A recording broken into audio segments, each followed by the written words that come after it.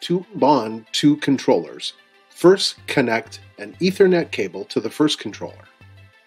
Then connect the Ethernet cable to the second controller. Enter the advanced settings mode by pressing and holding the back button until TS, or temperature set point, displays on the screen. Use the up and down arrows to navigate until BND, or bond, appears. Press and hold Enter until the red indicator starts flashing. Release the Enter button. Within a few seconds, the display should read PAS, or pass.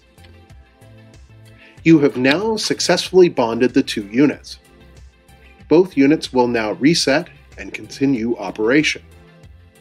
Be sure to check the set points on both units to confirm they are the same.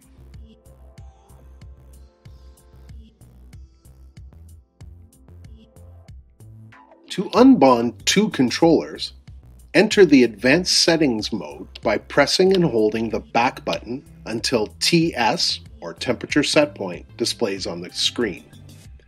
Use the up and down arrows to navigate until UNB, or unbond, appears. Press and hold Enter until the red indicators start flashing. Release the Enter button. You have successfully unbonded the units. For more information, visit the SmartVap Plus support page on the Bally website at b-rp.ca/svp.